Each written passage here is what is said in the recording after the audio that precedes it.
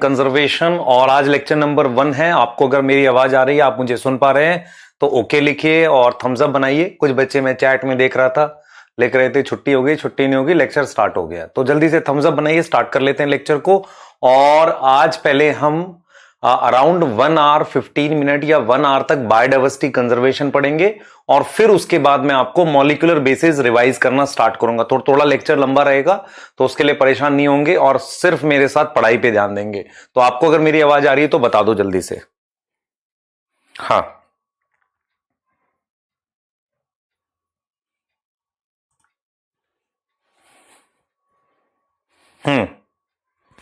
बहुत सही,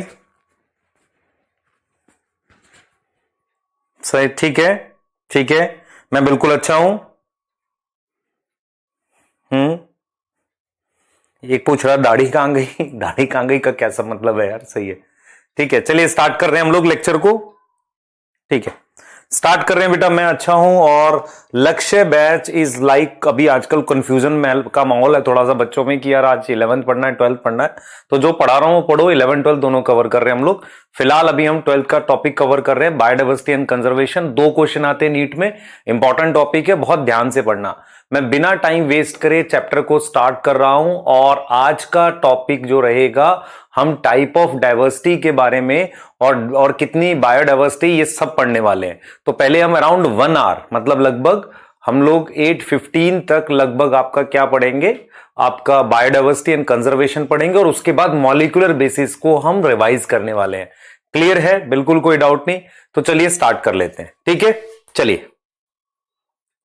हाँ, 2 आवर की क्लास 2 से ज्यादा भी हो सकती है। आ जाओ भाई। सबसे पहले कुछ इंट्रोडक्शन और टाइप ऑफ बायोडाइवर्सिटी की बात करेंगे, लेक्चर को स्टार्ट करते हैं। और कोई चैट नहीं करेगा और मेरी तरफ बहुत ध्यान से फोकस बना के, जैसा आप हमेशा करते रहे हो, आप ध्यान से सुनोगे, सारा समझ आएगा। एनसीईआरटी चैप्टर को ऐसे स्टार्ट करता है, ध्यान सुनेंगे। एनसीईआरटी चैप्टर को ऐसे स्टार्ट करता है कि अगर हमारी पृथ्वी पे अर्थ पर आ रहा है फोकस ले लो। एनसीईआरटी चैप्टर को ऐसे स्टार्ट करता है, कहता है कि यार अगर हमारी पृथ्वी पे अर्थ पर बाहर से कोई एलियन आ जाए, एलियन मतलब जादू आ जाए, है ना, तो उसको कैसा फील होगा। ठीक है, अजीब सा सवाल लिखा हुआ है, पर चैप्टर के सेंस में वो क्या कहना चाहता है आपसे ये समझो। एनसीईआरटी ये कह रही है कि अगर बाहर से अर्थ पर कोई एलियन आ जाए तो उसको यहां पर भी 20,000 एंड्स, चींटियां, इनकी स्पीशीज देखकर, है ना, बहुत सारी बीटल, बहुत सारे इंसेक्ट, बहुत सारे प्लांट देखकर अजीब फील होगा। एनसीईआरटी ऐसा क्यों कह रही है आपसे? एनसीईआरटी इसलिए कह रही है कि क्योंकि आप अपने आसपास हमेशा से इंसेक्ट, प्लांट्स ये सब देखते आ रहे हो, इसलिए आपको स्ट्रेंज फील नहीं होता। लेकिन कोई पर्सन अगर बाहर से किसी जगह पे जाता है तो वहां पर उसको उन चीजों के बारे में जब नई चीजें दिखती हैं तो उसे अजीब फील होता है, उसे उसकी इंपॉर्टेंस समझ में आती है। तो एनसीईआरटी कहती है कि अगर बाहर से कोई एलियन आएगा हमारे अर्थ पर तो उसे क्या होगा। एक्चुअल में एलियन थोड़ा सा क्या होगा, मतलब उसको अजीब लगेगा, है ना, ही विल, है ना, एलियन जो होगा तो फैसिनेट होगा, फैसिनेट लिख दो, या फील स्ट्रेंज, फील करेगा स्ट्रेंज, उसको अच्छा लगेगा या स्ट्रेंज फील करेगा, by observing large number of biodiversity. Large number of biodiversity का मतलब type of plant and animal. NCERT के पहले पैराग्राफ में यही बोला गया है कि अगर कोई एलियन बाहर से आता है तो इतने टाइप की एंड्स, इतने टाइप की बीटल, अलग अलग नंबर्स दे रखे, नंबर्स नहीं याद करने, उसको देख के उसे अजीब फील होगा। इसका मतलब ये होगा कि any person from outside earth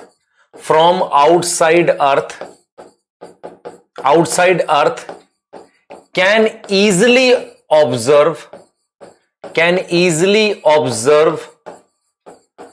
type of biodiversity मतलब अलग अलग टाइप के प्लांट, एनिमल, है ना, उसको ऑब्जर्व कर सकता, उसे पता चलेगा। तो यही हमारा फर्स्ट पैराग्राफ है। अगर आप देखें, मैं लाइनें साथ के साथ चलूंगा एनसीईआरटी के पढ़ते हुए, हम बाद के लिए नहीं छोड़ रहे इसमें कुछ भी, ठीक है। छोटा चैप्टर है, अच्छा चैप्टर है, ध्यान से सुनेंगे। अगर कोई एलियन बाहर से आता है हमारे प्लेनेट पे तो उसको बड़ा अजीब लगेगा, है ना, बैफल का मतलब अजीब लगेगा, would most probably the enormous diversity of life even for the human the rich variety of living organism which they share with the planet never ceases to astonish and fascinate us. हमें भी बड़ा अजीब लगता है देखकर इतने सारे, human को तो लगता है देखो वो बाहर से आएगा तो उससे तो लगेगा ही लगेगा। The common man would find hard to believe, आपको मतलब बड़ा अजीब, बड़ा मतलब मुश्किल से विश्वास होगा कि हमारे पास 20,000 टाइप की तो सिर्फ एंड्स हैं, 3 लाख टाइप की मेरे पास क्या है, बीटल इंसेक्ट होते हैं, 28,000 टाइप की फिशेज हैं और नियरली 20,000 टाइप के मेरे पास प्लांट है जिन्हें हम ऑर्किड्स कह रहे हैं। तो आपको ये चीज समझ में आनी चाहिए। ये चैप्टर ऐसे स्टार्ट हो रहा है कि हमारे अर्थ पर अलग अलग टाइम के प्लांट हैं, कोई बाहर से आएगा उसको अजीब लगेगा और आपको भी देखकर बड़ा अजीब लगेगा यार इतने सारे टाइप के प्लांट एनिमल ये है। तो अब हम यहां से एक डेफिनेशन की तरफ मूव कर रहे हैं यार, बायोडाइवर्सिटी क्या होता है। मेरी बात सुनना, यहां पर हम अब एक टर्म की तरफ मूव करने वाले हैं, बायोडाइवर्सिटी। तो जो पहला पैराग्राफ है वो सिर्फ आपको यह बता रहा है कि आपकी अर्थ पर काफी बायोडाइवर्सिटी, अगर आप पूरी समरी की बात करो तो वो यही है। और ये कह रहा है कि जो इकोलॉजिस्ट है और एवोल्यूशनरी बायोलॉजिस्ट है वो क्या कर रहे हैं, इसकी सिग्निफिकेंस समझने की कोशिश कर रहे हैं, है ना। सिग्निफिकेंस मतलब इतनी बायोडाइवर्सिटी नेचर ने क्यों बनाई, इसकी सिग्निफिकेंस समझने की कोशिश कर रहे हैं। तो पहला पैराग्राफ डन हो गया हमारे पास। अब मैं आपको डिफाइन करने जा रहा हूं व्हाट इज बायोडाइवर्सिटी। तो बहुत ध्यान से सुनो, बायोडाइवर्सिटी क्या होता है, लाइफ के लेवल पर अगर कोई वेरिएशन, कोई अलग अलग चीज मिलती है, मतलब डाइवर्सिटी इन लाइफ फॉर्म। जैसे कि मैं अगर बात करूं ह्यूमन, मैं भी ह्यूमन हूं, आप भी ह्यूमन है, तो हमारे अंदर भी तो डिफरेंसेस हैं। तो लाइफ फॉर्म में अगर कुछ वेरिएशन मिलती है, अलग अलग चीजें मिलती हैं, डाइवर्सिटी मिलती है, उसे हम क्या बोलते हैं, बायोडाइवर्सिटी कहते हैं। तो अगर मुझे बायोडाइवर्सिटी डिफाइन करना हो तो मैं कहूंगा it is diversity in life form. Life में मिलने वाली अलग अलग चीजें, मतलब मान लो ह्यूमन अलग अलग टाइप के हैं, अलग अलग टाइप के प्लांट्स हैं, है ना। तो इसको हम क्या बोल रहे हैं, बायोडाइवर्सिटी, या हम बोलेंगे diversity at different level of life form. अलग अलग लाइफ फॉर्म के लेवल पर जो डाइवर्सिटी है। जैसे मैं एग्जांपल देता हूं आपको, आप ह्यूमन है, मैं ह्यूमन है, तो हमारे और आप अलग अलग हैं बेटा, हमारे अंदर डाइवर्सिटी है, अंतर है। अगर मैं बात करता हूं ह्यूमन और काऊ, तो ह्यूमन और काऊ एक अलग अलग स्पीशीज हैं, उसे भी बायोडाइवर्सिटी कहेंगे। क्लियर, समझ में आ रहा है। जैसे मान लो मैं क्या करूं, आपको कहूं कि यार देखो ये मान लो ह्यूमन है, मैं ह्यूमन हूं, आप भी ह्यूमन है, तो ह्यूमन मतलब एक, हमने क्या बोला, हमने कहा ये भी डाइवर्सिटी है, बायोडाइवर्सिटी है। और हम ह्यूमन है, फिर एक काऊ है, वो अलग स्पीशीज है, वो एक डाइवर्सिटी है। तो लाइफ फॉर्म की लेवल पर, लिविंग लाइफ के लेवल पर जो भी डाइवर्सिटी मुझे मिलती है उसे मैं क्या बोलता हूं, बायोडाइवर्सिटी। बायोडाइवर्सिटी टर्म को देने वाले साइंटिस्ट का नाम था एडवर्ड विल्सन। आ जाओ, वैज्ञानिक का नाम है एडवर्ड विल्सन। तो एडवर्ड विल्सन क्या थे बेटा, एक सोशियोबायोलॉजिस्ट थे। सोशियोबायोलॉजिस्ट का मतलब उनका काम फील्ड वर्क पे ज्यादा था। तो एडवर्ड विल्सन जो है एक सोशियोबायोलॉजिस्ट थे। उन्होंने क्या बोला है, उन्होंने बोला है, वो एडवर्ड विल्सन थे, उन्होंने क्या किया, पॉपुलराइज टर्म बायोडाइवर्सिटी। उन्होंने बायोडाइवर्सिटी टर्म को पॉपुलर बनाया, उन्होंने यही टर्म दी बायोडाइवर्सिटी। क्या नाम है साइंटिस्ट का, एडवर्ड विल्सन। तो नीट में ये नाम आ सकता है क्योंकि एनसीईआरटी में गिवन है। तो हम जरा इस बात को देख सकते हैं, आपकी एनसीईआरटी क्या बोलती है। देखो बायोडाइवर्सिटी को कैसे डिफाइन करती है। एनसीईआरटी कहती है इन आवर बायोस्फीयर। बायोस्फीयर मतलब व्हाट इज बायोस्फीयर, अर्थ पर एटमॉस्फेयर होता है, पानी को हाइड्रोस्फीयर कहते हैं, आप समझ रहे हो। पानी को हाइड्रोस्फीयर, अर्थ को एटमॉस्फेयर, लैंड को लिथोस्फीयर। लेकिन इन सब में जहां भी लाइफ मिले उसे हम बायोस्फीयर कहते हैं। तो इन बायोस्फीयर इमेंस डाइवर्सिटी, बहुत ज्यादा डाइवर्सिटी है, exist not only at species level but at all level of biological organisation ranging from macromolecule to within to biome. आप समझो ध्यान से, बहुत सारे लेवल पे। देखो एनसीईआरटी कह रही है कि बायोडाइवर्सिटी सिर्फ स्पीशीज लेवल पर नहीं है। जैसे मान लो मैं ह्यूमन हूं, एक काऊ स्पीशीज है, एक मान लो रेप्टाइल छिपकली एक अलग स्पीशीज है। तो कह रहा है सिर्फ इस लेवल पे नहीं है, हर एक लेवल पे है। जैसे फॉर एग्जांपल मैं आपको एग्जांपल देता हूं कि जैसे मान लो मेरा कोई सेल है, तो एक न्यूरॉन देख लो और एक मसल सेल देख लो, तो टिश्यू के लेवल पर भी डाइवर्सिटी है। आपको समझ आ रहा है? तो एक छोटे से लेवल से लेकर बड़े लेवल तक, मतलब छोटे, इवन आप केमिकल की फॉर्म में देख सकते हो, स्टार्च है कहीं पर, ग्लूकोज है, तो मतलब उस लेवल से लेकर हाईएस्ट लेवल तक चले जाओ, आप अलग अलग टाइप के बायोम बनते हैं। जैसे मान लो डेजर्ट एक अलग चीज, कोई लाइफ है ना वहां पर। बायोम क्या होता है बेटा? बायोम वो जगह है जिनका अपना एक प्रॉपर एरिया जो होता है, जहां पे क्लाइमेट होता है। तो छोटे से लेवल से लेकर बड़े लेवल तक डाइवर्सिटी जाती है, उसे हम क्या बोलते हैं? बायोडाइवर्सिटी कहते हैं। और ये टर्म किसने पॉपुलराइज्ड करी थी? एडवर्ड विल्सन, जो कि एक सोशियो बायोलॉजिस्ट थे। क्या यहां तक क्लियर है?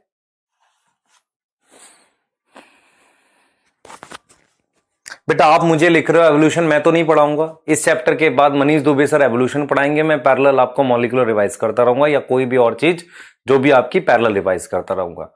आप वही चीज बार बार लिखोगे, उसका क्या फायदा? इसको खत्म करते ही सर करा देंगे आपको एवोल्यूशन। ठीक है, क्लियर? अभी तक मैंने सिर्फ क्या बताया? कोई एलियन आएगा या आप खुद अर्थ पर अलग अलग टाइप के प्लांट और स्पीशीज देखोगे, वो बायोडाइवर्सिटी है। बायोडाइवर्सिटी क्या होता है? लाइफ के हर लेवल पर कुछ ना कुछ अंतर मिलता है दो लोगों के बीच में, उसे हम क्या बोलते हैं? बायोडाइवर्सिटी कहते हैं। टर्म किसने दी थी? Edward Wilson. और कुछ नहीं बताया अभी तक। क्लियर है बेटा? ह्यूमन सोशियो का मतलब क्या होता है बेटा? एक ब्रांच होती है जिसे सोशियोलॉजी कहते हैं, उसमें फील्ड वर्क होता है। फील्ड वर्क मतलब घूम घूम के डाटा कलेक्ट करते। तो सोशियो बायोलॉजिस्ट मतलब ये बायोलॉजिस्ट थे, पर इनका ज्यादा काम कहां पर था? फील्ड में। फील्ड में समझ आता है? फॉरेस्ट में घूमते थे, बायोडाइवर्सिटी देखते थे। हेट्रोजेनिटी का मतलब अलग अलग। लाइस तो बेटा उसको बोलते हैं, हाँ, इस चैप्टर के मैंने हैंड रिटन नोट्स अपलोड करने को दे दिए बेटा ऑलरेडी, लेक्चर नोट्स के साथ आ जाएंगे। आ जाओ भाई। अब आओ जरा, मैं लेवल्स ऑफ बायोडाइवर्सिटी की बात कर रहा हूं, यहां से आपका प्रॉपर आपको समझना स्टार्ट करना है। मेरी बात सुनना ध्यान से। मैं बायोडाइवर्सिटी को जब ऑब्जर्व करता हूं तो मैंने आपको कहा कि देखो, एक छोटे से मॉलिक्यूल, जैसे मेरे अंदर मान लो ग्लूकोज है, तो आपके अंदर भी ग्लूकोज है, पर प्लांट के अंदर हो सकता है कोई और शुगर मिलती हो, तो वो केमिकल की एक बायोडाइवर्सिटी हो गई। मैं आपको ये कह रहा हूं कि जब हम बायोडाइवर्सिटी की बात करते हैं तो हम कुछ लेवल सेट करते हैं। एक लेवल होता है जिसे मैं जेनेटिक लेवल कहता हूं। अब ये जेनेटिक लेवल का क्या मतलब है समझना। मुझे एक चीज बताओ, जो ह्यूमन H1 है और दूसरा ह्यूमन H2 है, मान लो आप हैं, मैं हूं, कोई और भी है, तो क्या हमारी सारी जीन सेम है? नहीं। तो अगर मैं कहूं कि हम लोग सेम स्पीशीज के मेंबर हैं, तो हम सेम स्पीशीज के मेंबर है, हमारे अंदर कहीं ना कहीं जीन्स का तो डिफरेंस है। इसका मतलब हमारी कुछ एलील्स डिफर करती हैं। समझ आ रहा है? तो अगर मैं बात करता हूं जेनेटिक लेवल बायोडाइवर्सिटी की, तो मैं क्या बात करूंगा? किसी स्पीशीज के अंदर अंदर जो लोग हैं उनमें क्या डाइवर्सिटी है। जैसे मैं आपको एक और एग्जांपल देता हूं। आपको रेस पता है क्या होता है? RACE, race. रेस देखो, एग्जांपल देता हूं। रेस होता है, स्ट्रेन होता है, और क्या होगा? ब्रीड होती है ना? ये विद इन स्पीशीज होती है। जैसे मैं अगर आपसे कहूं, आपने एक गाय की स्पीशीज सुनी थी, मान लो मैं कहता हूं ये गाय की स्पीशीज है, या भैंस की स्पीशीज है जाफराबादी, या गाय की कोई स्पीशीज है साहिवाल, ऐसे कोई काऊ की स्पीशीज है, क्लियर है, या जर्सी है काऊ की स्पीशीज। मेरा पॉइंट ये है कि वो, सॉरी, काऊ की ब्रीड है। मेरा पॉइंट ये है कि जो ब्रीड होती हैं, स्ट्रेन होती हैं, या रेस होती हैं, ये स्पीशीज के अंदर की बात है। मतलब क्या हुआ भाई? अगर मैं कहता हूं जर्सी काऊ और देसी काऊ, तो दोनों है तो काऊ, स्पीशीज सेम है, लेकिन वो अलग अलग क्या है? ब्रीड है। तो जेनेटिक लेवल डाइवर्सिटी का मतलब होता है कि विद इन स्पीशीज जो मेंबर है उनकी एलील में अंतर है, और ऐसा अंतर नॉर्मली क्या बना देता है? ब्रीड बना देता है, स्ट्रेन बना देता है। जैसे मैं राइस की स्ट्रेन की बात कर लेता हूं, या मैं ह्यूमन में बात करता हूं, निग्रोइड एक रेस है, और फिर मोंगलोइड, चीनी, जिनके ये गोल होते हैं ऐसे, उन्हें मोंगलोइड कहते हैं, वो रेस है। तो विद इन स्पीशीज जो अंतर मिलता है उसको मैं कौन सी डाइवर्सिटी कहता हूं बेटा? उसे मैं कहता हूं जेनेटिक लेवल बायोडाइवर्सिटी। तो विद इन स्पीशीज जो डिफरेंस मिलेगा उसे हम कहेंगे जेनेटिक लेवल बायोडाइवर्सिटी। उसके बाद मेरे पास आती है स्पीशीज लेवल। तो अगर आप देखो मेरे पास काऊ एक स्पीशीज है ना, काऊ एक स्पीशीज है और दूसरी स्पीशीज मान लो ह्यूमन एक स्पीशीज है, तो ये वाली जो बायोडाइवर्सिटी होती है कि अलग अलग स्पीशीज है, उसे हम क्या बोलते हैं, स्पीशीज लेवल बायोडाइवर्सिटी कहते हैं। तो आपको ये चीज क्लियर समझ में आनी चाहिए कि what is genetic level. Genetic level का मतलब होता है, ध्यान से सुनेंगे, जेनेटिक लेवल का मतलब होता है एक ही स्पीशीज के अंदर के जो मेंबर हैं उनमें कोई ना कोई डिफरेंसेस होते हैं एलील को लेके, वो स्पीशीज लेवल है। मैं एक आपको उदाहरण बताता हूं, ध्यान से सुनेंगे, एक एग्जांपल बताता हूं आपको, उससे आपको थोड़ा सा और क्लियर होगा। मेरी बात सुनना ध्यान से। एक प्लांट है जिसका नाम रॉ वॉल्फिया है, ध्यान से सुनना बेटा। एक प्लांट है जिसका नाम रॉ वॉल्फिया है। आप सबको पता है कि इंडिया में ये ऐसे हिमालय होता है हमारे पास। आप देखो, मैं इंडिया का मैप बनाऊंगा ऐसे, तो ये वाला रीजन हिमालय वाला रीजन है, ये पूरा हिमालय वाला रीजन है, ये पूरा। ये रॉ वोल्फिया एक प्लांट है, इससे केमिकल मिलता है जिसका नाम अभी हम लिखेंगे। उस केमिकल का नाम रेसरपाइन है। प्लांट का नाम है रॉ वोल्फिया। रॉ वोल्फिया की कुछ अलग अलग वैरायटी मिलती हैं। कुछ वैरायटी यहां मिलती हैं, कुछ यहां मिलती हैं, कुछ यहां मिलती हैं। उनमें फर्क क्या है कि वो जो केमिकल है ना रेसरपाइन, जो ब्लड प्रेशर क्योर करता है, उसका अमाउंट अमाउंट अलग अलग होता है या काम करने की एबिलिटी अलग अलग होती है। मैं आपको सिर्फ ये समझाना चाह रहा हूं कि जो जेनेटिक लेवल बायोडाइवर्सिटी होती है वो एरिया के हिसाब से बदलती है। जैसे फॉर एग्जांपल नॉर्थ इंडिया के लोग साउथ इंडिया के लोग से डिफर करते हैं क्योंकि उनमें क्या है, जेनेटिक लेवल बायोडाइवर्सिटी है। या मैं आपको एक चीज बताता हूं, यूपी में चले जाओ, यूपी में छोटे छोटे एरियाज में ही अलग अलग स्ट्रेन वैरायटी मिल जाती है मैंगो की। तो वो सब क्या है बेटा, जेनेटिक लेवल बायोडाइवर्सिटी है। तो एनसीईआरटी क्लियरली बोलती है कि जो जेनेटिक लेवल बायोडाइवर्सिटी है जिसमें हम विद इन स्पीशीज बात करते हैं, वो डिस्ट्रीब्यूशनल रेंज के अकॉर्डिंग बदलती है। जैसे जैसे एरिया मूव करता है वो बदलती रहती है। ये चीज समझ में आ रही है। और जब हम बात करते हैं स्पीशीज लेवल की, तो हम ये कहते हैं कि भाई अलग अलग स्पीशीज जो हैं वो एक अलग अलग बायोडाइवर्सिटी बनाती हैं और number of species area wise very करती हैं। उसे हम क्या बोलते हैं, स्पीशीज लेवल बायोडाइवर्सिटी। और एक तीसरा लेवल होता है जिसे हम क्या बोलते हैं बेटा, इकोसिस्टम बोलते हैं। इकोसिस्टम लेवल का मतलब समझना, देखो मैं आपको एक चीज बताता हूं। इकोसिस्टम लेवल का मतलब यह हो गया कि जब आप इंडिया को देखोगे तो इंडिया में क्या ट्रॉपिकल फॉरेस्ट जैसा एरिया है जहां बारिश ज्यादा होती है? बिल्कुल है। इंडिया में क्या डेजर्ट है? हम कहेंगे बिल्कुल है। क्या इंडिया में मतलब एक तरीके से ओशियन है, घाट्स हैं हमारे पास? बिल्कुल है। क्या इंडिया में मेरे पास प्लेन्स हैं? बिल्कुल है। क्या ऐसा एरिया जहां फ्रेश वाटर मैरीन से मिलता है, यूस्टरीज कह रहे हैं, वो भी है। कोरल रीफ है? बिल्कुल है। तो अगर आप देखो इंडिया में बहुत ज्यादा टाइप के इकोसिस्टम है। आप समझ रहे हो, अलग अलग टाइप के इकोसिस्टम। अब आप में से अगर इकोसिस्टम नहीं पता तो इकोसिस्टम एक एरिया होता है जहां पर खुद से फोटोसिंथेसिस वगैरह सारी चीजें चल सकती हैं। तो मैं आपको यह समझाने की कोशिश कर रहा हूं, सुन लो ध्यान से। जब हम बात करते हैं लेवल्स ऑफ बायोडाइवर्सिटी की, तो हम 3 लेवल पर बात करते हैं। सबसे पहले लेवल होता है जेनेटिक लेवल। जैसे आप ह्यूमन हो, मैं ह्यूमन हूं, तो हमारे बीच में अगर कोई डाइवर्सिटी है तो वो कौन से वाली है? Genetic level. हम स्पीशीज लेवल डाइवर्सिटी में सेम है। आपको समझ आ रहा है, क्योंकि हम लोग सेम स्पीशीज है। अब मैं आपको ये कह रहा हूं कि मेरे पास कुछ एरियाज होते हैं जहां ज्यादा स्पीशीज होती हैं। जैसे कि अगर आप कभी इंडिया में ये चीज देखो जरा, इंडिया में ये जो एरिया है, आपको पता है ये इंडिया का नीचे वाला एरिया है, तो इसे कौन सा घाट कहेंगे? वेस्टर्न घाट कहते हैं। इसे हम ईस्टर्न घाट कहते हैं। तो यहां ज्यादा स्पीशीज मिलती है एज कंपेयर टू ये। अब हम बात करते हैं इकोसिस्टम लेवल की। मान लो एक कंट्री इंडिया ले लेता हूं, यहां पर देख लो अलग अलग टाइप के इकोसिस्टम मिल रहे हैं। और एक कंट्री है बेटा जो नॉर्वे है, वहां पर ज्यादा ऐसा ठंड जैसा पड़ता रहता है, तो वहां पर डेजर्ट नहीं मिलेगा मान लो, या वहां पे ट्रॉपिकल फॉरेस्ट नहीं मिलेगा, और वो गिरा हुआ होगा तो हो सकता है वहां पे घाट्स ना मिले। तो मैं ये कह रहा हूं कि इंडिया इकोसिस्टम रिच है, मतलब वहां पर अलग अलग एरियाज हैं जो अपने, मतलब जैसे ट्रॉपिकल फॉरेस्ट, डेजर्ट, घाट, ऐसे एरियाज हैं। इंडिया क्या रिच है बेटा? इकोसिस्टम रिच है। तो इंडिया में इकोसिस्टम डाइवर्सिटी है। तो ये 3 लेवल हो गए डाइवर्सिटी। कुछ समझ आया? बताओ।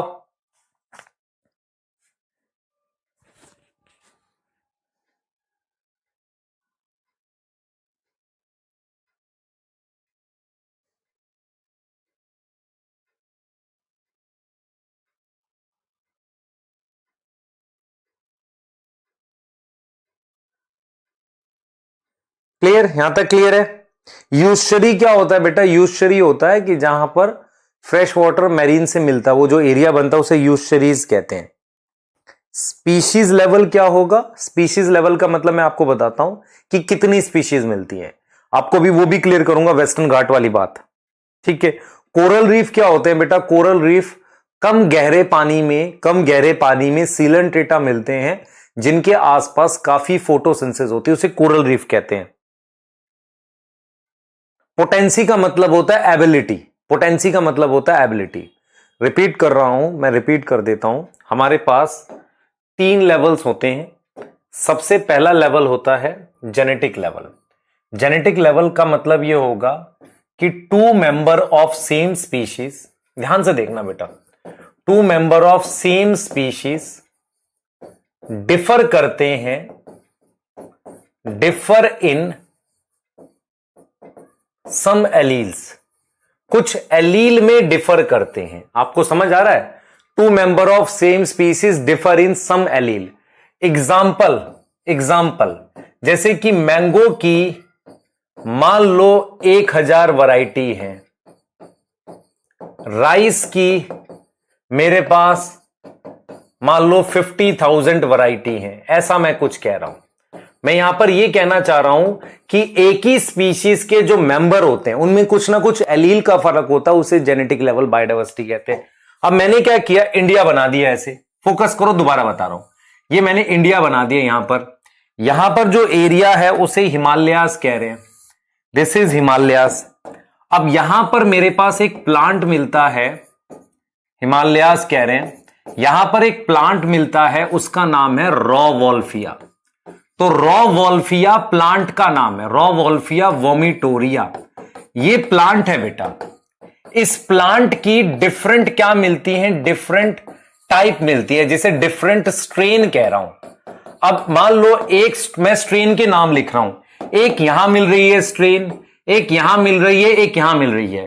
तो ये जो ए बी सी जो हैं, ए बी सी हैं, they are strain of, they are different strain of Rauwolfia, different strain of Rauwolfia. Rauwolfia एक प्लांट है। अब हमने ये देखा कि ये डिफरेंट स्ट्रेन है रॉ वॉल्फिया की। अब ये जो स्ट्रेन हमारे पास है, समझो इस चीज को बेटा, ये जो स्ट्रेन हमारे पास है ए बी सी, समझना इस चीज को, ए बी सी स्ट्रेन है रॉ वॉल्फिया की। क्या ये सेम एरिया में मिल रहे हैं? नहीं, तो ये अलग अलग एरिया पे मिल रहे हैं। इससे क्या हो रहा है, दीज स्ट्रेन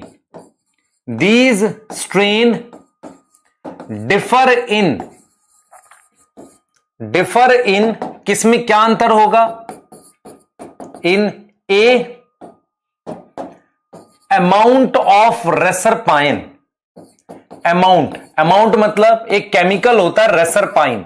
रेसरपाइन किससे मिलता है बेटा? रॉ वॉल्फिया से। बी इट्स पोटेंसी, पोटेंसी का मतलब होता है काम करने की एबिलिटी। देखो, रॉ वॉल्फिया वोमिटोरिया एक प्लांट है, इससे ऑब्टेन होता है रेसरपाइन। क्या होता है? रेसरपाइन ऑब्टेन होता है। अब ये जो रॉ वॉल्फिया है, ध्यान से सुनो, उसकी एक स्ट्रेन यहां मिल रही है, एक यहां मिल रही है, एक यहां मिल रही है। इनमें क्या अंतर है?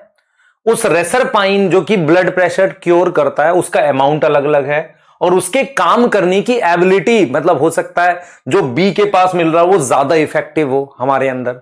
समझ में आ रहा है? वो फर्क होता है। अब आप मुझे एक चीज बताओ, जो जेनेटिक लेवल डाइवर्सिटी है वो चेंज होती है डिस्ट्रीब्यूशनल रेंज पे। क्वेश्चन आ सकता है कि which level of biodiversity easily get change at distributional range. What is distributional range? कैसे एरिया बदल रहा है? तो आप इस चीज को लिख सकते हो कि genetic level biodiversity, genetic level biodiversity change with distributional range. जैसे मैंने मैंगो का एग्जांपल दिया, क्या ये समझ में आया? अगर मैं इसको सिंपल टर्म्स में दिखाऊं तो मैं ये कहूंगा, अगर आपको इससे भी सिंपल समझना है तो मेरी बात सुनो ध्यान से सुनना। मैं ये कह रहा हूं सिंपल, मैं ये कह रहा हूं कि मान लो मेरे पास ये ह्यूमंस हैं, इसमें मेरे पास एलील्स लिख रहा हूं, capital A small A, capital B small B, capital C small C, capital D small D है। ये दूसरा ह्यूमन है। इसमें capital A small A, capital B small B, capital C small C, capital E small E allele है। तो आप देख रहे हो कोई ना कोई एलील का डिफरेंस है ना, ये अलग है ना दोनों में।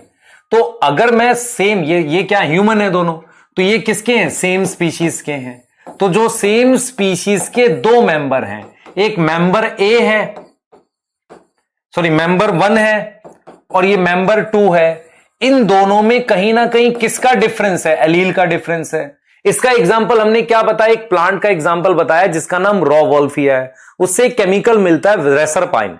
तो जैसे जैसे मैं हिमालयास में मूव करता हूं, मैं जाता हूं दूर दूर तक, तो मुझे अलग अलग टाइप के रॉ वॉल्फिया मिलते हैं, तो उनमें कहीं ना कहीं एलील का डिफरेंस होगा ना, जिसकी वजह से जो रेसरपाइन है उसका अमाउंट कम ज्यादा होता है और उसकी एबिलिटी अलग होती है। हां, समझ लो ध्यान से।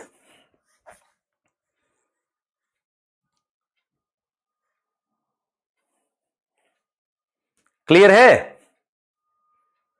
अब समझ में आ गया कि नहीं, बताओ बेटा, अब समझ में आया?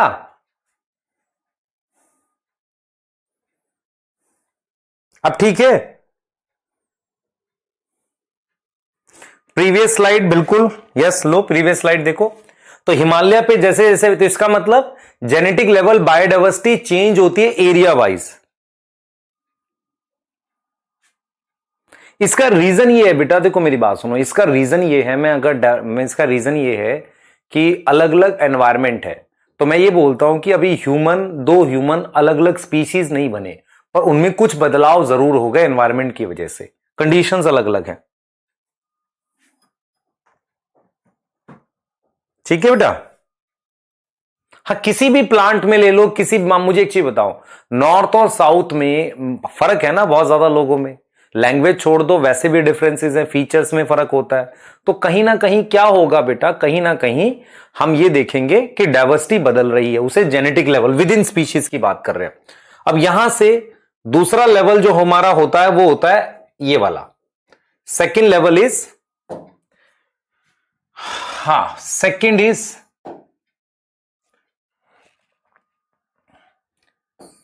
Species level biodiversity, species level of biodiversity.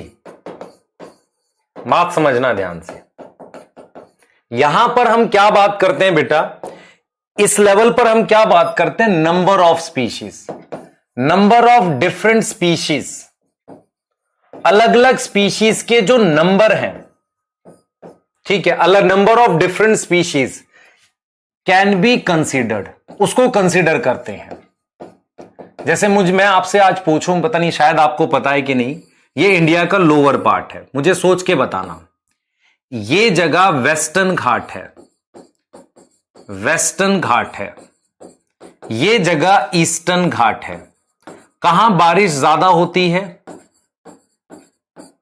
बताओ जल्दी, वेस्टर्न और ईस्टर्न में, जल्दी बताओ। पोटेंसी का मतलब होता है एबिलिटी,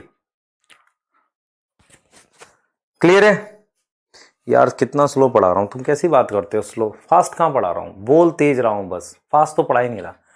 मुझे बताओ भाई, वेस्टर्न घाट पे कहां बारिश ज्यादा होती है, शाबाश, कोई रीजन बताएगा? एक्चुअल में क्या है, यहां माउंटेन्स हैं जो ऊंचे हैं, यहां ज्यादा रेन होती है। अगर यहां ज्यादा रेन होगी, मोर रेन, तो मोर रेन का मतलब मोर रिवर, भाई बारिश वाली ज्यादा रिवर्स होंगी।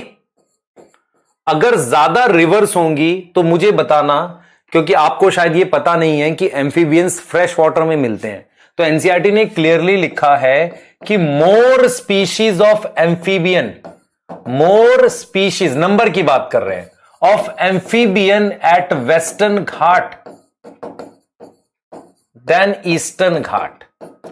आप शायद छोटी क्लासेस में पढ़ा है आपने, अगर माउंटेन होता है, देख से मान लो ओशियन से एयर आती है, अगर ऊंचा माउंटेन है ऐसे, तो एयर टकरा के ऐसे उठती है, तो यहां बारिश होगी ऐसे, है ना, ये होता है ना, तो ये चीज होती है।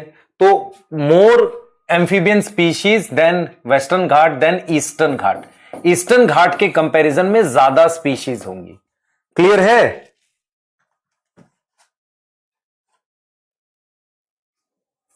क्लियर? आप समझो ध्यान से। तो आपको ये क्लियर होना चाहिए, क्योंकि रिवर ज्यादा है ना, और रिवर में एम्फीबियंस मिलते हैं हमारे पास। ठीक है, इसलिए बेटा अगर मैं आपसे पूछूं, देखो एक क्वेश्चन आया था ऐसे नीट में कि किस ग्रुप को सबसे ज्यादा थ्रेट है एक्सटिंक्शन का, एम्फीबियन, मैमल, रेप्टाइल और बर्ड। तो सबसे ज्यादा थ्रेट किसको? एम्फीबियन को, क्योंकि एम्फीबियन किसमें मिलता है? इनलैंड वाटर में। इनलैंड वाटर का मतलब फ्रेश वाटर में मिलता है, नदी में, तालाब में। अब मुझे बताओ कि हमने सारी रिवर्स और पॉन्ड जो है उनको खराब किया है, तो सबसे ज्यादा खतरा एक्सटिंक्शन का किसको है? किसको है भाई? एम्फीबियंस को। आया समझ? क्लियर?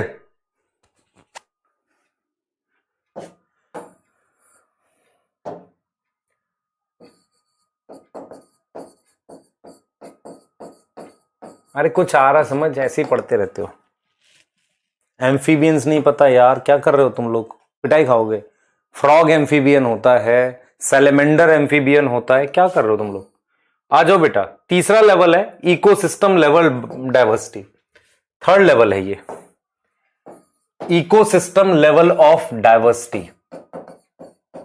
अब देखो मेरे पास इंडिया जो है, India have different ecosystem. Different ecosystem कौन कौन से हैं भाई? डेजर्ट है, इंडिया में होते हैं, डेजर्ट है। घाट्स भी हैं, स्नो कवर माउंटेन है, प्लेन है। प्लेन समझ में आता है? प्लेन है। कोरल रीफ क्या होता है बेटा? ओशियन में होते हैं। कोरल रीफ ओशियन में होते हैं। कोरल रीफ क्या होता है? सिलेंट्रेटा मर जाते हैं, वो एरिया थोड़ा सा कम गहरा होता है, कोरल रीफ कहते हैं।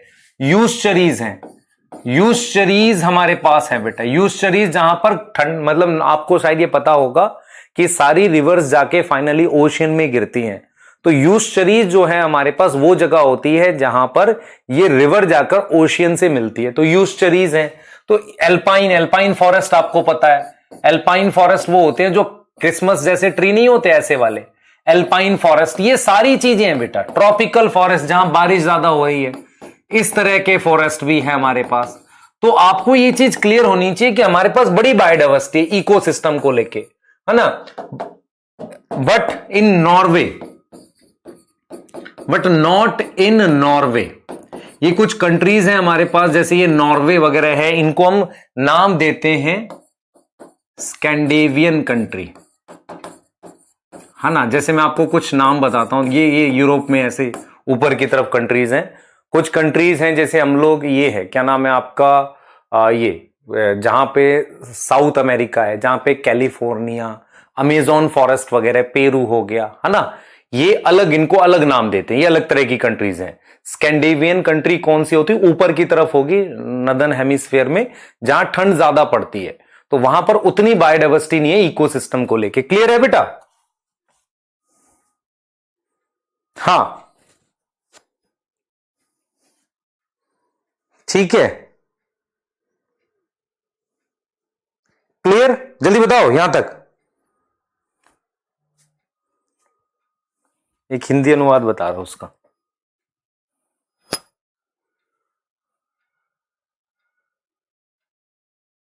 जल्दी बताओ बेटा, आ गया यहां तक समझ?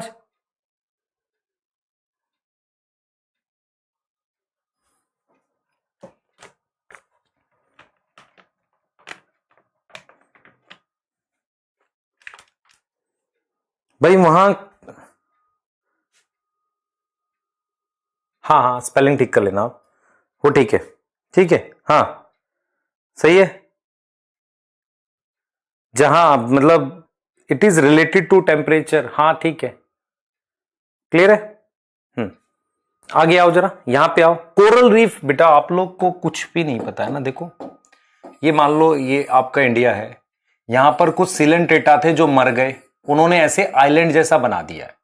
मान लो सिलेंट्रेटा जो होते हैं ना, जो पॉलिप वाले होते हैं, वो मरने के बाद एक आइलैंड जैसा बना देते हैं, और उसमें से काफी सारे कम गहरे पानी में होते हैं, ओशियन में। तो उस जगह पानी की गहराई कम होती है, गहराई कम होने से क्या होगा? लाइट पेनिट्रेट करेगी, तो वहां काफी अच्छी प्रोडक्टिविटी होती है। प्रोडक्टिविटी मतलब खाना बनता है।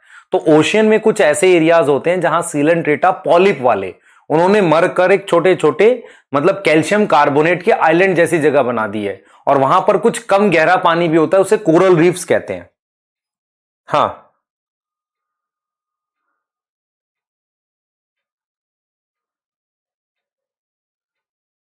क्लियर? यहां तक समझ में आ गया? रेसर पाइन बेटा, रेसर पाइन जो होता है वो उसके लिए होता है आपका ब्लड प्रेशर वगैरह को ट्रीट करने के लिए। आ जाओ, यहां आओ। ठीक है, यहां आ जाओ, जरा एक बार एनसीईआरटी भी चेक कर लेते हैं क्या कहती है। एनसीईआरटी आपको क्या कह रही है एक बार देखते हैं जरा। कुछ तो कह ही रही है कुछ बच्चों को। देखो क्या कह रही है। सबसे पहली है genetic diversity. A single species might show high diversity at genetic level over it's distributional range, मतलब जहां अलग अलग जगह मिलेगा तो उसे जेनेटिक लेवल डाइवर्सिटी मिलेगी। क्लियर है बेटा? मोर रेन इन वेस्टर्न घाट, तुम्हें पता होना चाहिए ना कि मान लो वेस्टर्न घाट के पहाड़ ऊंचे हैं तो हवा आती है ओशियन से, पानी लेकर ऐसे ऊपर उठती है, तो यहां बारिश करेगी ना वेस्टर्न घाट पे। केरला बेटा उधर ही है आपका, वहां पर कुछ माउंटेन्स हैं और वहां पर कुछ हिल स्टेशंस भी हैं जहां इंडियंस जाते हैं घूमने, तो वो है, आप इधर ध्यान दो। बहुत बढ़िया, ठीक है। The genetic variation shown by medicinal plant, क्या नाम है? Raw Wolffia vomitoria. Different Himalayan range, उसमें क्या है, उसको क्या मिलेगी? Terms of potency and amount of concentration of chemical reserpine. ठीक है, ये देख रहे हो क्या कह रहा है? ये कह रहा है कि उसको अलग अलग एरिया में अलग अलग टाइप का रेस वो मिलेगा प्लांट जिसमें इसका अमाउंट अलग है। और India has more than 50,000 genetically different strain of rice, 100 varieties of mango. Species diversity क्या होगी? At species level, for example western Ghat have greater amphibian species than eastern Ghat, बारिश ज्यादा होती है। और दूसरा क्या है? At ecosystem level, India for instance desert है, रेन फॉरेस्ट है, मैनग्रोव्स क्या होते हैं? दलदली एरिया होता है बेटा, गंगा जहां पर मूव करती है, बहती है नीचे, वहां पर कुछ दलदली टाइप के एरियाज है, उन्हें मैनग्रोव्स कहते हैं। कोरल रीफ, वेटलैंड्स, वेटलैंड्स मान लो उसी तरीके से, मान लो वेटलैंड्स होते हैं जहां पानी मतलब सूखता नहीं है, उस तरीके का कुछ, जैसे लेक होती है ना, उन्हें वेटलैंड्स मानते हैं। Estuaries, alpine meadows, greater ecosystem diversity है as compare to Scandinavian country like Norway. क्या यहां तक समझ में आ गया? ये 3 लेवल बताए हैं, जेनेटिक, स्पीशीज, इकोलॉजिकल। एनसीईआरटी पढ़ा रहा हूं मात्र। सुंदरबन, हाँ, नीलकुरंजी इन हिल्स ऑफ केरला, बहुत सही बेटा। अल्फा बीटा गामा डाइवर्सिटी करो नहीं, मैंने नोट्स में भी दिया है आपको, पर एज सच करना नहीं है आपने। अल्फा बीटा गामा डाइवर्सिटी मत करो, छोड़ सकते हो।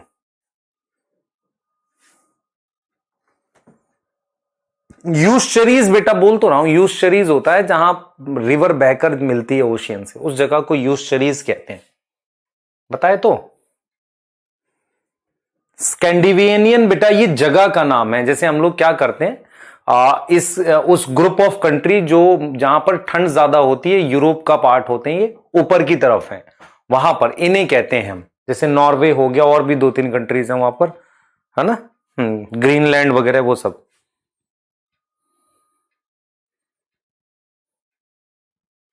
हैंड रिटन नोट्स दे दिया। एल्पाइन बेटा फॉरेस्ट का नाम है। एल्पाइन फॉरेस्ट ये वाले होते हैं, मेडोज मतलब यहां पे फॉरेस्ट है ऐसे वाले, ये जो इस तरह के क्रिसमस ट्री जैसे पहाड़ों पे फॉरेस्ट होते हैं उनकी बात कर रहा है। ठीक है, पर एक खास चीज जो एनसीईआरटी लिखती है कि इतने सारे सालों में ये बायोडाइवर्सिटी आई है और हम बहुत जल्दी उसको लूज कर रहे हैं। ठीक है, लूज कर रहे हैं, और हमारा उसको बचाना इंटरनेशनल कंसर्न है, मतलब हर कोई चाह रहा है कि बायोडाइवर्सिटी को बचाइए। चैप्टर पढ़ी क्यों रहे बायो में? क्योंकि हम आपको पहले थोड़ा बहुत बायोडाइवर्सिटी के बारे में ज्ञान देके मेन आपको ये बताना चाहेंगे कि बायोडाइवर्सिटी को हम बचाना क्यों चाह रहे हैं, क्योंकि ये सब बनने में बेटा लाखों साल लग गए, लॉस बहुत जल्दी हो रहा है, तो कहीं ना कहीं इंटरनेशनल कंसर्न है, हर कंट्री चाहती है बायोडाइवर्सिटी सेव करना। हाँ, कमेंट विजिबल है भाई तेरी, ध्रुव राय। ठीक है, 2 centuries will be enough biodiversity loss करने के लिए। हाँ बहुत है। अच्छा, बायोटेक में मेरी बात सुनो यहां पर 50,000 लिखी है, बायोटेक में 2 लाख लिखी है, दोनों में से कोई भी करेक्ट ले लो, कोई दिक्कत नहीं है। हाँ,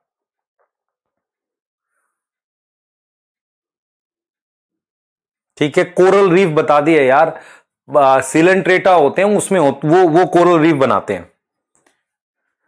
हाँ, क्लियर है बेटा। स्कैंडिनेवियन कंट्री में बायोडाइवर्सिटी क्यों नहीं है? क्योंकि वहां टेम्परेचर ज्यादा है। मैक्सिमम बायोडाइवर्सिटी उन कंट्रीज में है जो इक्वेटर के आसपास है ना।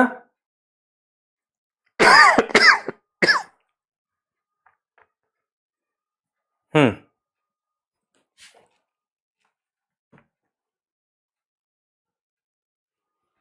ठीक है बेटा, रिवर पोल्यूशन से ज्यादा नुकसान एम्फीबियंस को था। आ जाओ, आगे आ जाओ। अब आपसे सवाल ये पूछा जा रहा है कितनी बायोडाइवर्सिटी अर्थ पे है। मेरी बात सुनो ध्यान से, बहुत ध्यान से पढ़ लो यार, पढ़ाई करो पहले, सुनो ध्यान से। आप बहुत डाउट पूछ रहे हो, पहले पढ़ाई करो। अब जो मैं बोल रहा हूं वो सुनो। मेडोज प्लांट के लिए बोल रहा होगा,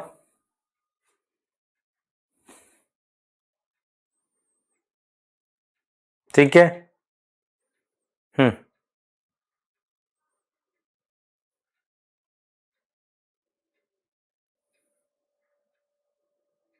हम्म, अब चलें, स्टार्ट करें।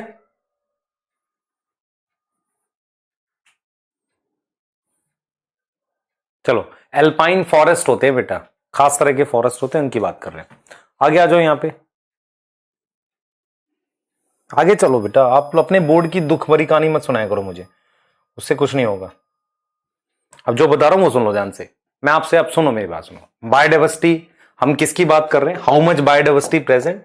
हम बात कर रहे हैं एट स्पीशीज लेवल पे। स्पीशीज लेवल का मतलब कितने टाइप की स्पीशीज प्रेजेंट है? कोई आइडिया आपको? मुझे बताओ। मैं आपसे पूछूं कि कितनी स्पीशीज प्रेजेंट है, किसी को कोई आइडिया कि कितनी स्पीशीज अर्थ पे है?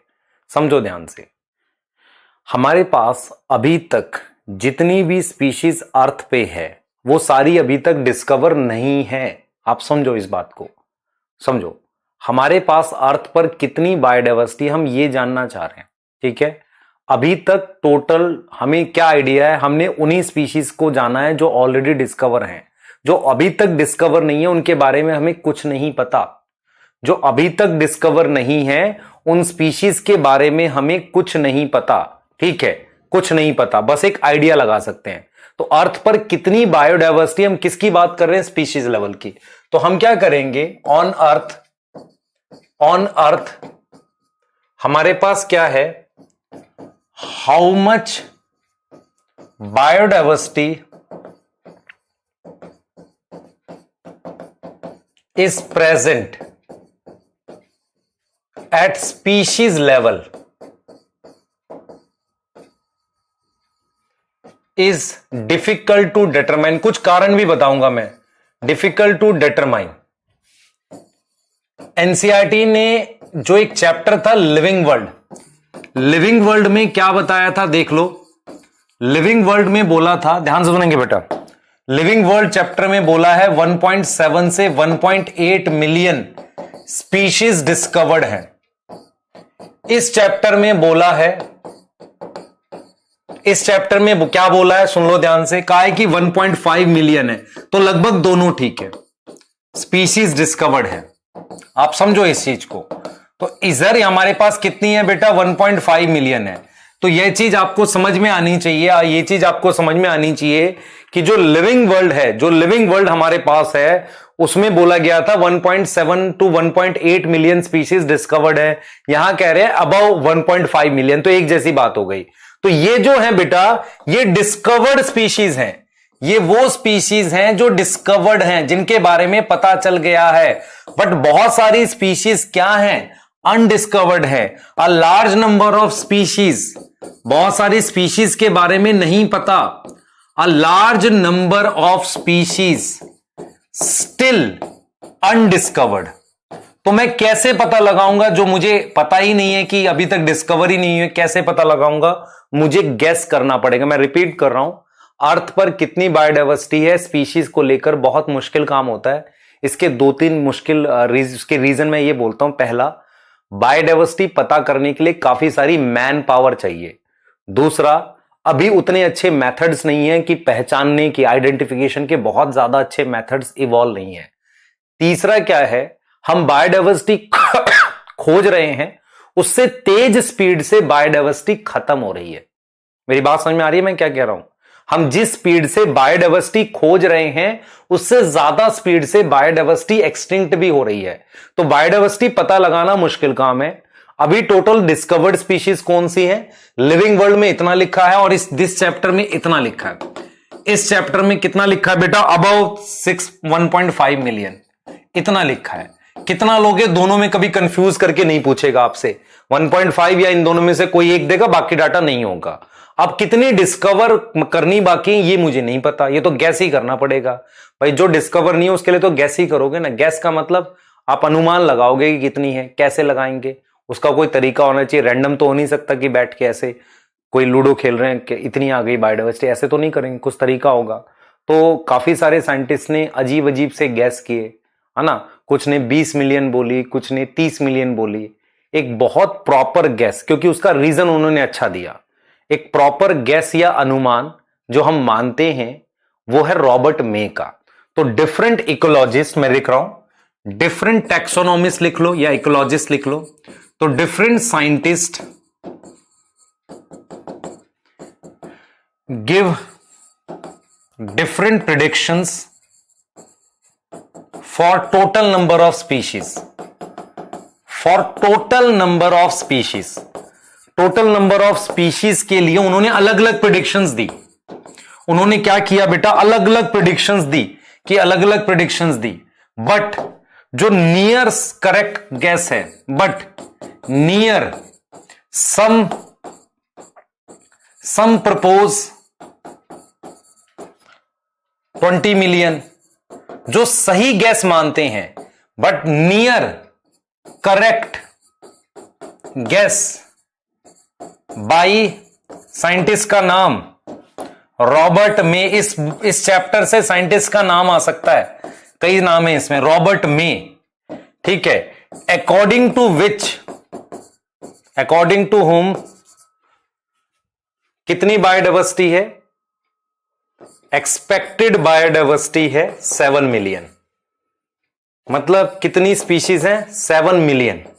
टोटल पॉसिबल स्पीशीज 7 मिलियन है। अब सवाल ये उठता है यार, बिना इसने डिस्कवर करे, ये तो सिर्फ गैस है ना, हम कैसे कह रहे हैं इसका गैस सही है? मेरी बात सुनो ध्यान से। हम बात कर रहे हैं हाउ मच बायोडायवर्सिटी प्रेजेंट, इसका मतलब हम नंबर ऑफ स्पीशीज की बात करने वाले हैं। अभी तक कितनी डिस्कवर है? लिविंग वर्ल्ड चैप्टर में लिखा 1.7 से 1.8 मिलियन, यहां बता रहा है वो 1.5 मिलियन, ठीक है, अबव 1.5 मिलियन। इतनी डिस्कवर है। कितनी टोटल है ये तो मुझे गैस ही करना पड़ेगा, ऐसे तो पता चलने से रहा। तो अलग अलग साइंटिस्ट ने अलग अलग गैस किए, मैंने इसके गैस को सही माना, ठीक है। जो इसने गैस किया, इसने प्रेडिक्शन किया, लगभग कितना बताया इसने? 1.7 मिलियन बताया। और ये कौन थे? रॉबर्ट में। क्यों ऐसा है कि इसका गैस ठीक है? हाँ, now this 7 million include both discovered and undiscovered. मतलब इसमें बेटा डिस्कवर्ड और अनडिस्कवर्ड दोनों है, प्लस अनडिस्कवर्ड दोनों है। क्लियर है? 7 मिलियन का मतलब 70 लाख होता है बेटा, है ना, ध्यान रखना। क्लियर है? हाँ, अब आप क्या जानना नहीं चाहोगे कि रॉबर्ट मे को ने ऐसा कैसे कर दिया, उसका हम सही क्यों मान रहे हैं?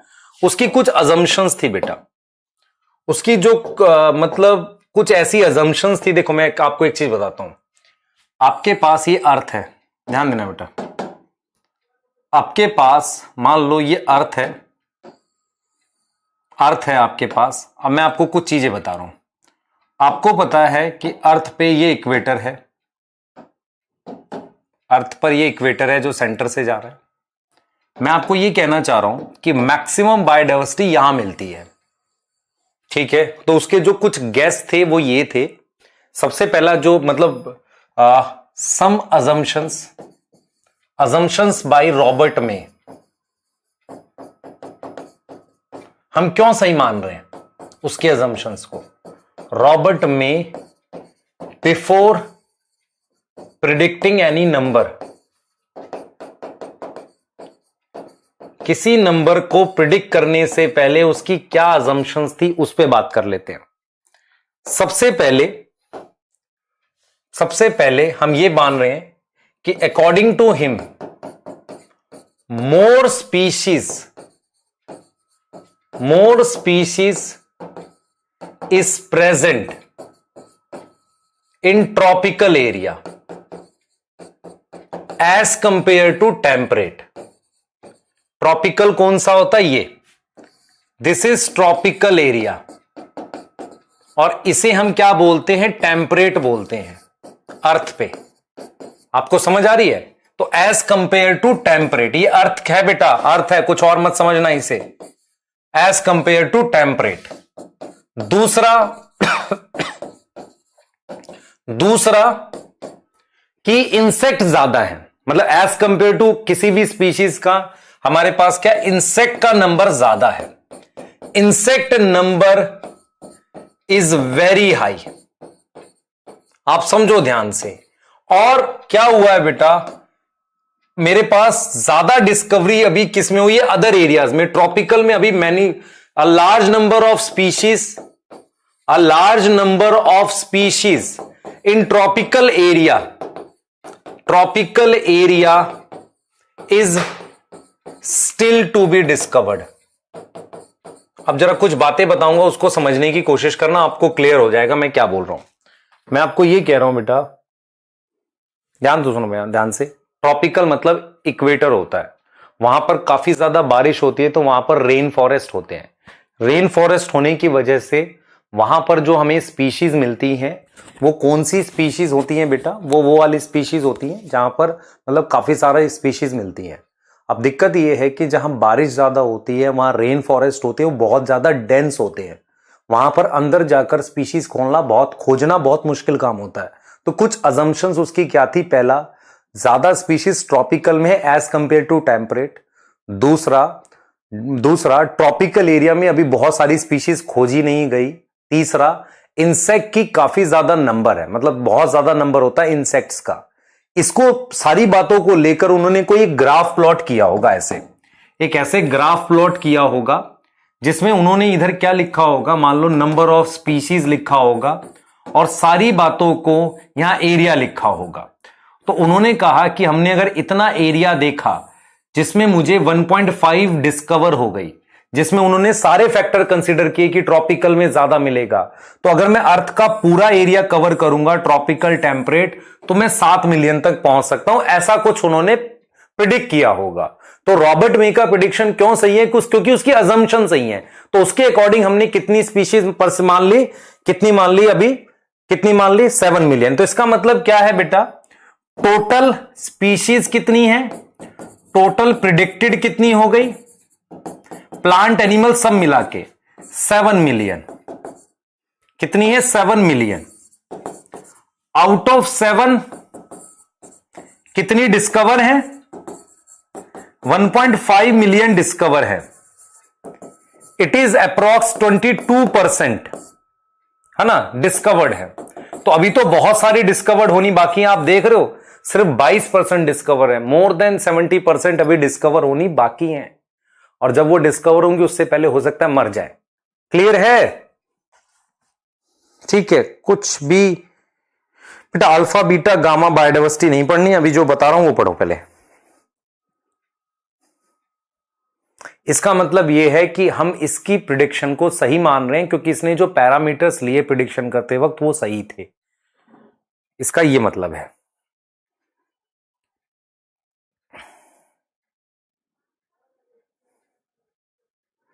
IUCN क्या है बेटा? IUCN एक ऑर्गेनाइजेशन है जो लिस्ट निकालती है। IUCN की फुल फॉर्म बता देता हूं। IUCN की फुल फॉर्म है इंटरनेशनल यूनियन, जैसे IUPAC होती है वैसे international union for conservation of nature, इसकी फुल फॉर्म है। ये भी लिस्ट निकालते हैं बायोडाइवर्सिटी की। इनकी लिस्ट फाइनल होती है, इनकी लिस्ट मानी जाती है। अब why more species in tropical, हाँ बेटा काजल शर्मा, मैं इसमें क्या पढ़ाऊं, इसमें तो साइंस भी नहीं लग रही है, तो रियल डाटा पढ़ा रहा हूं मैं आपको सिंपल बोल रहा हूं कि आपको मैं क्या बोल रहा हूं, मैं कह रहा हूं कितनी स्पीशीज हैं टोटल, हमने अभी तक खोजी नहीं है। कितनी डिस्कवर कर रखी हैं, 7 मिलियन में से 1.5 मिलियन डिस्कवर कर रखी हैं। अलग अलग साइंटिस्ट ने अलग अलग प्रिडिक्शन किया। रॉबर्ट में एक साइंटिस्ट थे जिसके प्रिडिक्शन को हम सही मान रहे हैं, क्योंकि उन्होंने कुछ जो पैरामीटर लिए। पहला, ट्रॉपिकल में ज्यादा स्पीशीज है टेम्परेट में ज्यादा खोजी जा चुकी है, ट्रॉपिकल में नहीं खोजी जा सकी, डेंस फॉरेस्ट है। और फिर इंसेक्ट ज्यादा होते हैं। इन सबको लेकर उन्होंने 7 मिलियन प्रिडिक्ट कर दिया। अब इसमें कोई रॉकेट साइंस तो मैं पढ़ा नहीं रहा, है ना।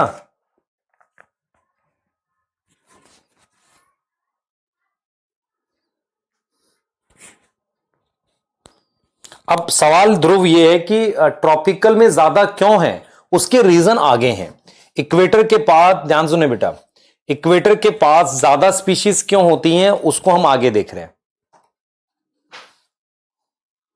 बेटा रॉबर्ट मे को रॉन्ग प्रूव करने वाली बात नहीं है। एक बच्चा लिख रहा है कि कोई तो होगा जो रॉबर्ट मे को रॉन्ग प्रूव करे। हमें रॉन्ग प्रूफ ही क्यों करना है, हम तो ये कह रहे हैं कि हम टोटल कभी डिस्कवर कर ही नहीं पाएंगे, उससे पहले बहुत सारी मर जाएंगी। तो हम एक नंबर लेके चल रहे हैं कि 7 मिलियन हैं लगभग, ऐसा एक नंबर लेके चल रहे हैं। अब बाकी की साइंटिस्ट की अजम्पशंस 20 मिलियन वाले की क्यों नहीं मानी, क्योंकि उनके जो पॉइंट्स थे अजम्पशंस लेते वक्त वो ठीक नहीं थे ना। क्लियर है? एक सेकंड बेटा, स्टार्ट कर रहे हैं। अरे 22-25 मिलियन लिखा है वो बाकियों का। ग्राफ नहीं करना, ग्राफ तो मैंने बता दिया ऐसे ही आपको। मैंने तो सिर्फ क्या बताया कि उसने क्या किया, एक्स्ट्रापोलेट किया। एक्स्ट्रापोलेट का मतलब 1.5 मिलियन में उसने डाटा लगाया सारा, इतनी ट्रॉपिकल है, इतनी टेम्परेट है, इतना बड़ा एरिया है, उसी बात को आगे बढ़ा दिया 7 मिलियन पे। ये लिखा हुआ एनसीईआरटी में, एक्स्ट्रापोलेट। ग्राफ नहीं चाहिए बेटा आपको।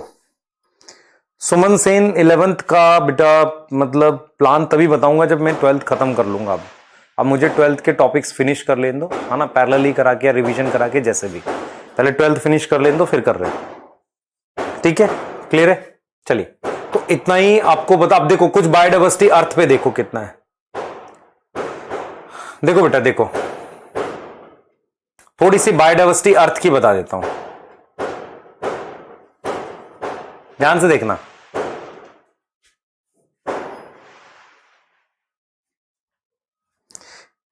अबे साहू लिख रहा है माई, हम क्यों माने, मत मान भाई। 7 मिलियन मैं कह रहा हूं कि उसका प्रिडिक्शन हम सही मान रहे हैं क्योंकि उसके फैक्टर्स ठीक थे।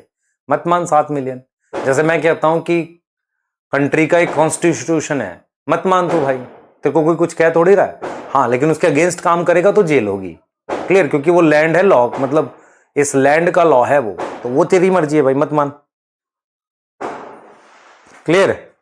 हाँ बेटा, कोई शानदार समझदार लोग पटाखे जला रहे हैं, जिनके बच जाते हैं वो भी जलाते रहते हैं, चाहे दिवाली खत्म हो जाए तब भी। क्योंकि हमारे यहाँ इंडिया में क्या है कि अगर खाना बन गया है एक्स्ट्रा तो उसको खा के ही खत्म करो, किसी को देना मत या उसको फेंकना मत भाई, आपके पेट में चला जाना चाहिए, क्योंकि नुकसान खराब हो जाएगा ना। ये तो और खराब कॉन्सेप्ट है। आपका पेट कूड़ेदान थोड़ी है कि उसमें खाना भर लो सारा, किसी को दे दो ना।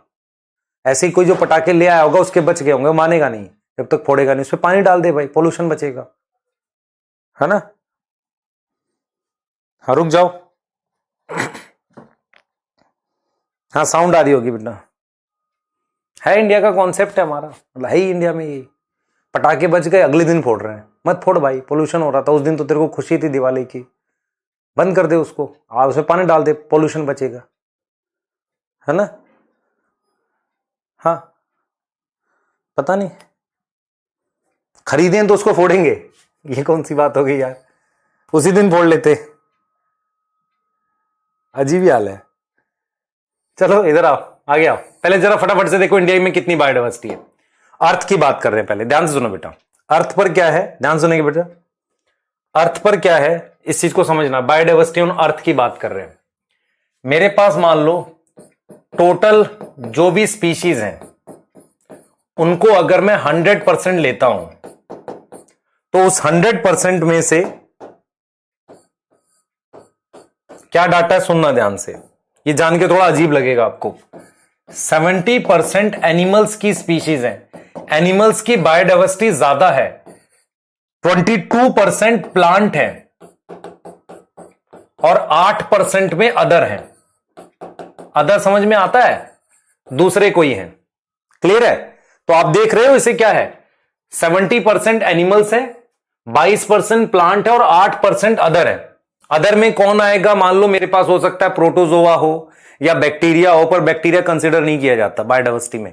तो हम क्या कर रहे हैं यहां पर, 70% एनिमल्स है, 22% प्लांट है और 8% में अदर है। दूसरी बेटा, out of every 10 animal, out of every 10 animal 7 उसमें इंसेक्ट हैं, 7 आर इंसेक्ट। आपने बेटा नहीं पढ़ा कि लार्जेस्ट किंगडम कौन सी होती है? आपकी आर्थ्रोपोडा, और आर्थ्रोपोडा में सबसे बड़ा ग्रुप कौन सा? इंसेक्टा। तो आप देखो हर 10 में से 7 आर इंसेक्ट। क्लियर है आपको? ये चीज समझ में आ रही है? हर 10 एनिमल में से 7 एनिमल क्या हैं? इंसेक्ट्स हैं। आप देखो, और हमारे पास कुछ डाटा बायोडाइवर्सिटी को लेकर ऐसे लिखा हुआ, ये देखो जरा ध्यान से, ये आपके काम का डाटा है। ये देखो, ये दे रखा है, ऐसे पाई चार्ट बना रखा है। पाई चार्ट समझो, देखो किसका किसका पाई चार्ट है। सबसे पहला ये पाई चार्ट है इनवर्टिब्रेट का। ये वाला किसका पाई चार्ट है? इनवर्टिब्रेट का। ये जो इतना एरिया है, इसमें मेरे पास इंसेक्ट्स हैं सारे। तो इनवर्टिब्रेट्स में सबसे बड़ा ग्रुप किसका है? इंसेक्ट्स का। आप समझो ध्यान से, सबसे बड़ा ग्रुप किसका है बेटा? इंसेक्ट्स का। समझो, इंसेक्ट्स के बाद मेरे पास, इंसेक्ट्स के बाद क्रस्टेशिया आते हैं या मोलुस्का आ जाएंगे। देखो सेकंड लार्जेस्ट फाइलम कौन सी होती है? मोलुस्का। ये सब इनवर्टिब्रेट्स हैं बेटा। मोलुस्का के बाद क्रस्टेशिया, है ना, फिर कुछ दूसरे एनिमल्स आ जाएंगे। तो आप अगर ध्यान से देखो, सबसे ज्यादा इंसेक्ट है, मोलुस्का है, क्रस्टेशिया। देखो अदर एनिमल में कौन कौन आ जाएगा? स्पॉन्जिस आएंगे, सिलेंट्रेटा आएंगे, एनिलिडा आ जाएगा, आपका ये आ जाएगा, क्या नाम है, इकाइनोडर्मेटा आ जाएगा, ये सारे आ जाएंगे अदर में। तो अगर मैं मान लो इसको इस तरीके से लिखूं, इंसेक्टा के बाद अदर एनिमल, उनका टोटल नंबर, फिर मोलुस्का और फिर क्रस्टेशिया। क्रस्टेशियंस कौन होते हैं? नहीं पता? प्रॉन। प्रॉन सुना है? प्रॉन, उन्हें क्रस्टेशिया कहते हैं। प्रॉन बेटा, प्रॉन ओशियन में मिलता है जो, या जो भी है। मोलुस्का आपको पता है, स्नेल, वो सब आएगा इसमें। अदर एनिमल्स में बता दिया आपको, स्पॉन्जिस, ये सब आएंगे। अच्छा, अगर मैं वर्टिब्रेट्स की बात करूं, वर्टिब्रेट्स की बात करूं तो 50% फिशेज हैं। देख रहे हो, सबसे ज्यादा फिशेज हैं। उसके बाद मेरे पास ये दोनों हैं, बर्ड्स और रेप्टाइल, बर्ड्स और रेप्टाइल हैं। और फिर मेरे पास क्या है बेटा? मैमल्स और एम्फीबियंस हैं। तो इसका मतलब सबसे ज्यादा स्पीशीज मेरे पास किसकी होती हैं?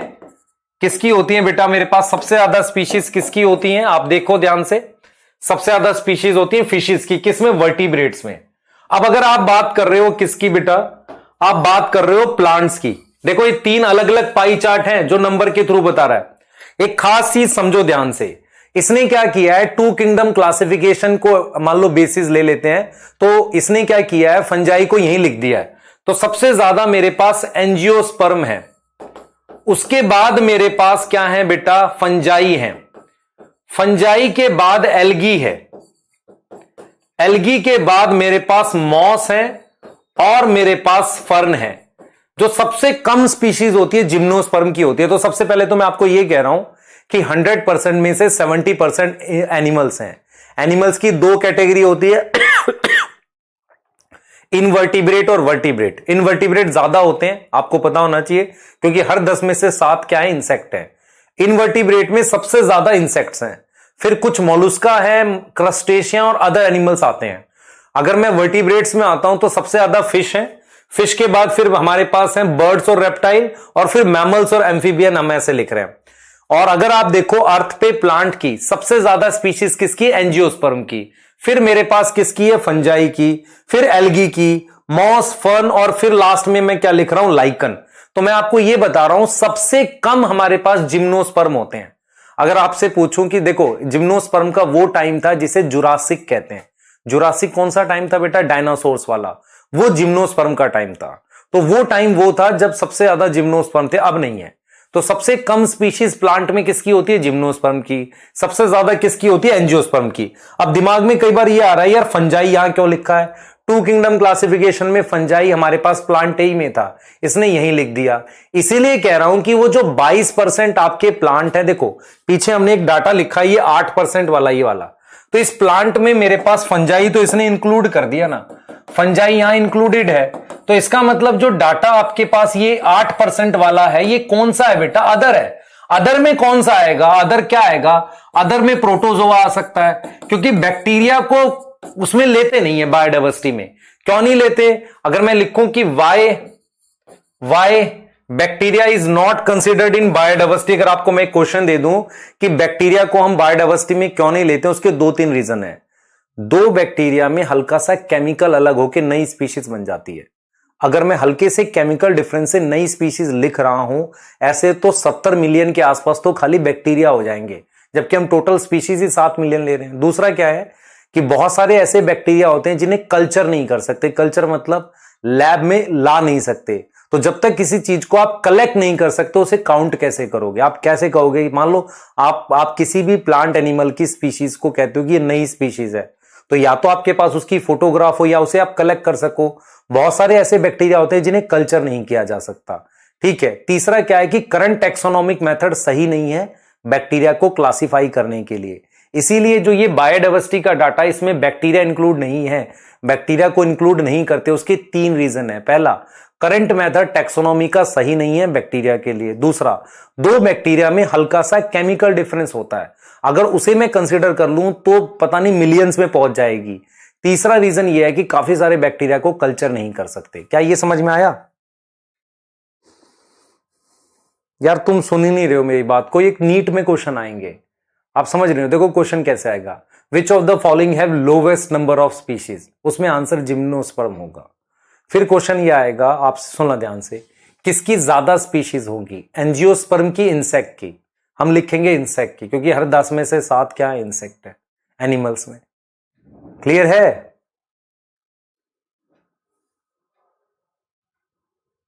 हाँ,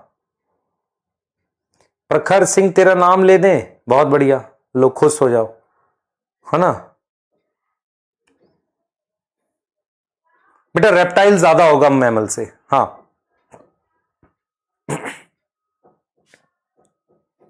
क्या हम अब मॉलिक्यूलर का रिवीजन स्टार्ट कर सकते हैं? सुना करो ना बेटा, वायरस तो इंक्लूड नहीं करते, वायरस इंक्लूड ही नहीं किया हुआ, ना वायरस इंक्लूड किया ना बैक्टीरिया। अबे प्रोन्स वर्ड का मतलब होता है हार्मफुल, प्रायोन्स तो ऑर्गेनिज्म, वायरस को वायरस जैसा होता है। नहीं, वायरस भी नहीं लेंगे बेटा। Why Monera is not included in biodiversity. NCERT ने क्लियरली पॉइंट बताया। क्या रीजन लिखेंगे? मैं स्टार्ट कर रहा हूं molecular. First, a large number of bacteria can not be culture. Large नहीं लिखना चाहिए, उनको कल्चर नहीं कर सकते। कल्चर का मतलब होता है, आप बैक्टीरिया को अगर मैं आपको कहूं कलेक्ट करो,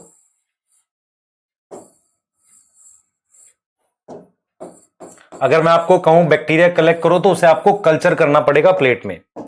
दूसरा क्या है, करंट जो मेथड है टैक्सोनोमिक मेथड, नॉट एप्रोप्रिएट, वो एप्रोप्रिएट नहीं है।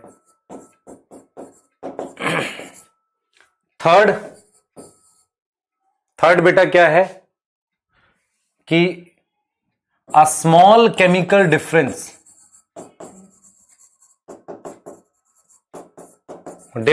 क्या है, can make new species in bacteria. Bacteria में वो नई स्पीशीज बना देता है। If we consider this, biodiversity can run in millions, 70 million तक जा सकती है, इसलिए नहीं ले रहे बैक्टीरिया को। क्लियर है?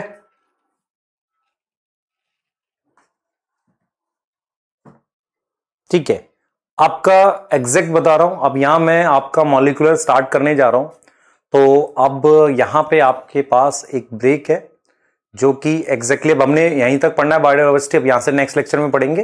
तो मैं यहां पर आपको रोक रहा हूं सिर्फ 2 मिनट के लिए। लेक्चर आपका 2 मिनट के लिए रुक रहा है। बस रुकने का मतलब यह है कि आप देख सकते हो 2 मिनट के बाद मैं स्टार्ट कर रहा हूं। 2-3 मिनट है आपके पास, पानी वानी पी लो, मैं भी पानी पी लेता हूं और स्टार्ट करेंगे, क्योंकि मैं नेक्स्ट लेक्चर शेड्यूल करूंगा, फिर आप आओगे दोबारा, उससे अच्छा अभी पढ़ा देता हूं।